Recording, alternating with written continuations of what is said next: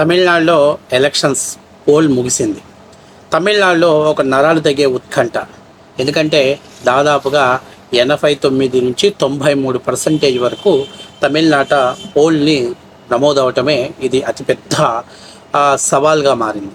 మామూలుగా ఇంత పెద్ద ఓటు పోల్ అయితే అది ప్రభుత్వానికి వ్యతిరేకంగా పనిచేసేటువంటి అవకాశాలు ఎక్కువగా ఉన్నాయి, చాలా సందర్భాల్లో ఉన్నాయి.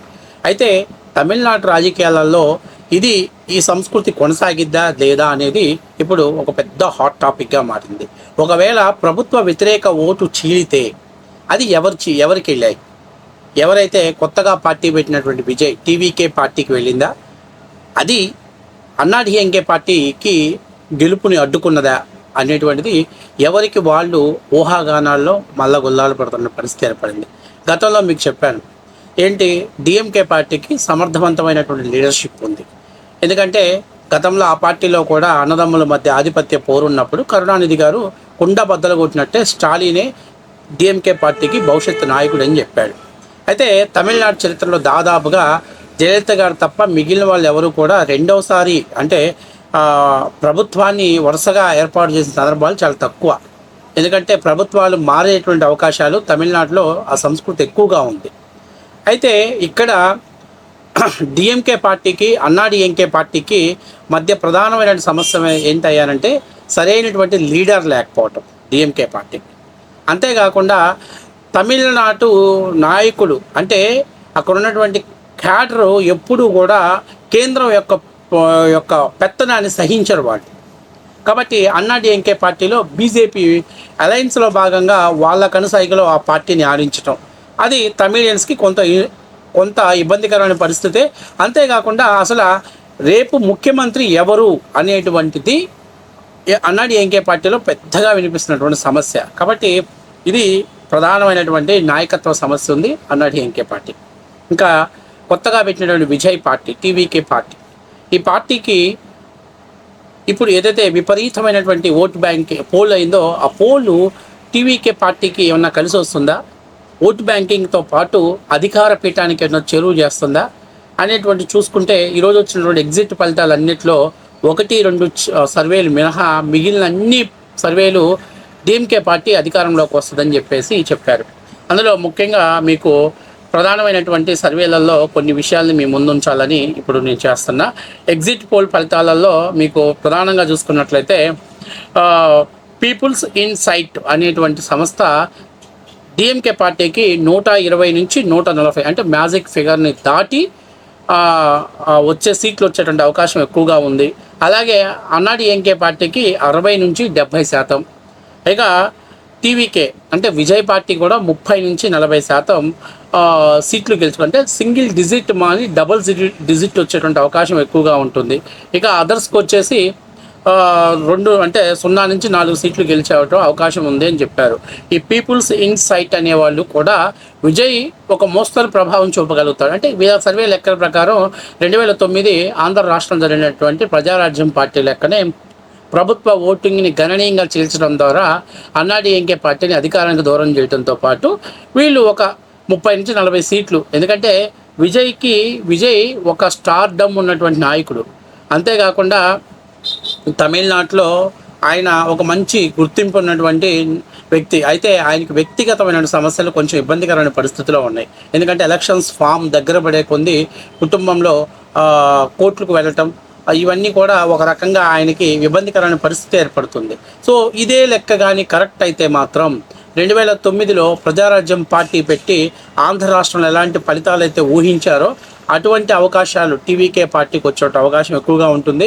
అయితే దీన్ని ఒక రకంగా చూడాలి అని అంటే ఎవరి మీదైతే వీళ్ళు యుద్ధం చేస్తామనుకుంటున్నారో ప్రత్యక్షంగా పరోక్షంగా వాళ్ళకి వీళ్ళు సహాయం చేసిన బట్టే అవుతారు. ఎందుకంటే డిఎంకే పార్టీకి వ్యతిరేకంగా పార్టీని ఫామ్ చేస్తానని చెప్పినటువంటి విజయ్ ఈరోజు పార్టీలో డిఎంకే పార్టీని విమర్శించడం ద్వారా అక్కడ డిఎంకే వ్యతిరేక ఓటుని చీల్చడంలో కీలక పాత్ర పోషించినట్టు అనిపిస్తుంది. సో కాబట్టి ఇది పీపుల్స్ ఇన్సైట్ అనే సర్వే ఇచ్చింది. ఇక పీపుల్స్ పల్స్ అనేటువంటి సంస్థ ఇక్కడ డిఎంకే పార్టీకి 125 సీట్ల నుంచి 145, ఇది కూడా మ్యాజిక్ ఫిగర్ని దాటి గవర్నమెంట్ని ఫామ్ చేయగలుగుతుంది అనేటువంటి ఒక స్పష్టమైనటువంటి రిజల్ట్స్ అనేది ఇవ్వటం జరిగింది. అట్లాగే ఏడీఎంకేకి 65 నుంచి 80 సీట్లు, అట్లాగే టీవీకే పార్టీ 18 నుంచి 24. ఇక్కడ టీవీకే పార్టీ సింగిల్ డిజిట్ దాటి డబల్ డిజిట్లోకి వచ్చేటువంటి అవకాశం ఎక్కువగా ఉందని, అంతేగాక అదర్స్ పార్టీకి 4 నుంచి 6 సీట్లు గెలుచుకునే అవకాశం ఎక్కువగా ఉంది. ఇక్కడ చాలా వరకు చూడండి, విజయ్ అసలు పోటీ చేసినప్పుడు ఏం చూపిస్తాడో పెద్ద ప్రాబల్యం, సింగిల్ డిజిట్కే పరిమితం అవుతాడేమో అనుకున్నారు. కానీ ఎగ్జిట్ పోల్స్ వచ్చిన తర్వాత ఇప్పుడు రిజల్ట్స్ అనేవి పూర్తిగా కూడా మారిపోయాయి. ఎందుకంటే విజయ్ గణనీయమైనటువంటి ప్రభావం చూపగలుగుతాడు. ఏదైతే ఈ హైక్ అయినటువంటి ఓట్లన్నీ అవన్నీ కూడా విజయ్ కోసమే పోలైనటువంటి ఓట్లు అని చెప్పేసి ఈ సర్వే సంస్థలన్నింటినీ కూడా ప్రిడిక్ట్ చేయడం జరుగుతుంది. సో దీన్ని బట్టి నేను చెప్పేది ఏంటంటే, విజయ్ ఒకవేళ అన్నాడీఎంకే పార్టీతో కానీ కలిసి కానీ ఎన్నికల్లోకి వెళ్ళుంటే ఖచ్చితంగా విజయ్కి అలాగే అన్నాడీఎంకే పార్టీకి ఒక కామన్గా ఒక సమస్య అనేది సాల్వ్ అవుతుంది. అదేంటో చెప్పనా? ఎందుకంటే అన్నాడీఎంకే పార్టీకి ఈరోజు జయలలిత గారంత స్టామినా దమ్మున్నటువంటి లీడర్ లేడు అనేది వాస్తవ విషయం. ఇక రెండవ విషయం ఏంటంటే, అన్నాడీఎంకే పార్టీలో ఈరోజు ఎవరు ముఖ్యమంత్రి అనేటువంటిది ప్రధానంగా వినిపిస్తుంది. ఒకవేళ మెజార్టీ వస్తుంది, గవర్నమెంట్ని ఫామ్ చేయగలుగుతారు, ఎవరు ముఖ్యమంత్రి? పన్నీర్ సెల్వానా, లేకపోతే పళనిస్వామి, లేకపోతే ఇంకెవరన్నా వస్తారా ముఖ్యమంత్రిగా? ఎందుకంటే ఈ పోల్ అనేది అన్నాడీఎంకే పార్టీకి ప్రధానమైన సమస్య వినిపిస్తుంది.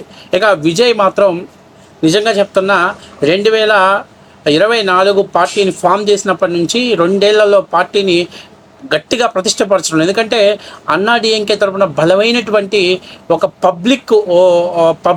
పబ్లిక్ ఫిగర్ అని అంటే ఐడెంటిఫై చేయగలిగినటువంటి. ఎందుకంటే జయలలిత గారంటే పురుషు తలవై అమ్మ అనే పదానికి ఆమె నిదర్శనం. అలాగే ఎగిసిపడిన కెరటం లాంటి వాళ్ళు అనేటువంటి దాంతో ఆమె మీద విపరీతమైనటువంటి అభిమానం చూపించేవారు తమిళ ప్రజలు. కానీ ఈరోజు జయలలిత గారు లేకపోవటం ఆ పార్టీకి ఈరోజు ఇబ్బందికరమైన పరిస్థితి. ఎందుకంటే ఈ అన్నాడీఎంకే పార్టీకి బాగా బలం ఉన్నటువంటి స్థానాలలో కూడా అభ్యర్థులు మేము గెలవలేము. ఎందుకంటే ఆ అన్నాడీఎంకే పార్టీ పుట్టిన తర్వాత నుంచి ఓటమి ఎరగని నియోజకవర్గాల్లో కూడా ఆ పరిస్థితికి వస్తుందంటే ప్రధానమైనటువంటి సమస్య నాయకత్వ సమస్య అనేది ఇక్కడ చాలా క్లియర్గా కూడా కనిపిస్తున్నటువంటి సమస్య. ఇక అత్యంత ముఖ్యమైన విషయం ఏంటంటే, ఏదైతే తమిళనాడు ఎగ్జిట్ పోల్స్లో ఒక ఆసక్తికరమైనటువంటి విషయాన్ని తీసుకొచ్చింది. అది యాక్సెస్ మై ఇండియా అనేటువంటి ఒక సంస్థ. ఇందులో ఎగ్జిట్ పోల్స్ రిజల్ట్స్లో డిఎంకే పార్టీకి 92 నుంచి 110 సీట్లు, అంటే మ్యాజిక్ ఫిగర్కి ఇంకా తక్కువే. అట్లాగే అన్నాడీఎంకే పార్టీ 22 నుంచి 23 సీట్లు. కానీ టీవీకే పార్టీ అంటే మన విజయ్ గారి పార్టీ దాదాపుగా 98 నుంచి 120 సీట్లు. అంటే ఒకవేళ 120 సీట్లు కానీ గవర్నమెంట్ ఫామ్ చేస్తే ఖచ్చితంగా దక్షిణాది రాష్ట్రాలలో ఖచ్చితంగా ఇదొక అద్భుతమైనటువంటి సెన్సేషనల్ అనాలి. ఎందుకంటే ఎన్టీఆర్ తర్వాత మళ్ళీ విజయ్ మాత్రమే ఆ క్రెడిట్ని సొంతం చేసుకునే వ్యక్తి అవుతాడు. సో దాదాపుగా ఇదొక్క యాక్సెస్ మై ఇండియా మాత్రమే విజయ్ గారికి 98 నుంచి 120 సీట్లు వచ్చి అంటే గవర్నమెంట్ని ఫామ్ చేయగలుగుతారు అని చెప్పేసి ఒక ప్రిడిక్ట్ ఇవ్వటం అంటే ఒక ఎగ్జిట్ పోల్స్ ఇవ్వటం జరిగింది.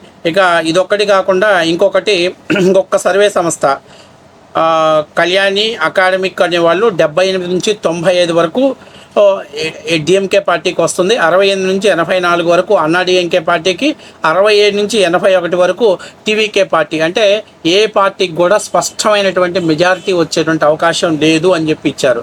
కానీ మిగిలిన అన్ని సంస్థలు కూడా డిఎంకే పార్టీ గవర్నమెంట్ని ఫామ్ చేయబోతుంది, గవర్నమెంట్ని ఫామ్ చేయడంలో ఎటువంటి డౌట్ లేదు తమిళనాడులో అని చెప్పడం జరిగింది. అయితే ఇక్కడ విజయ్ని మనం ప్రత్యేకంగా అభినందించాల్సింది ఏంటంటే, ఇప్పుడున్న రాజకీయాల పరిస్థితుల్లో విజయ్ కూడా తమిళనాడు రాజకీయాల్లో చాలా తీవ్రమైనటువంటి ప్రభావాన్ని చూపించాడు. ఈ 92% పోలింగ్ అనేది విజయ్ లాంటి వ్యక్తి పాల్గొనడం వల్ల వచ్చిందనేది ఒక రకంగా మనం అర్థం చేసుకోవాలి. అయితే విజయ్ హీరో అవుతాడా లేకపోతే అక్కడ మిగిలిపోతాడని పక్కన పెట్టే కంటే పార్టీ పెట్టిన తర్వాత ఖచ్చితంగా తను ఎంతో కొంత ప్రాబల్యాన్ని చూపగలుగుతున్నాడు. అయితే డిఎంకేకి ప్రధాన శత్రుత్వం అని చెప్పుకున్న విజయ్ రేపు రిజల్ట్స్ తర్వాత డిఎంకే పార్టీతో కూడా కలిసిపోయేటువంటి అవకాశం ఎక్కువగా ఉంటుంది. ఎందుకంటే గవర్నమెంట్ ఫామ్ చేసేటప్పుడు ఎలక్షన్స్ అయిపోయి ఇక కలిసి ముందుకు నడుద్దామని. ఒకవేళ అన్నా డిఎంకే పార్టీ తోటి అలయన్స్ పెట్టుకుంటే మాత్రం 31 జరగబోయే ఎన్నికల్లో మాత్రం అన్నా డిఎంకే తరపున సీఎం అభ్యర్థిగా విజయ్ ఉండేటువంటి అవకాశం కూడా ఎక్కువగా ఉంటుంది. సో ఈ రిజల్ట్స్ అనేవి ఎవరు హీరో ఎవరు జీరో అనేది తేల్చడానికి ఈ ఎన్నికలు ప్రధానంగా ఉపయోగపడింది. అయితే తమిళనాడులో మాత్రం నరాలు తెగే ఉత్కంఠ, ఎవరు గెలుస్తారు ఎవరు ఓడిపోతారో ఇప్పటికీ మీడియా సంస్థలు ఎవరు కూడా స్పష్టమైనటువంటి రిజల్ట్స్ అనౌన్స్ చేయలేని పరిస్థితి. కానీ డిఎంకేకి మాత్రం మెజారిటీ సంస్థలు ఉన్నాయి, కానీ మిగిలిన 1-2 సంస్థలు మాత్రం ఏ ఒక్క సంస్థ కూడా అన్నా డిఎంకే పార్టీ అధికారంలోకి వస్తుంది అనేటువంటి సర్వే మాత్రం ఇచ్చినటువంటి దాఖలాలు లేవు.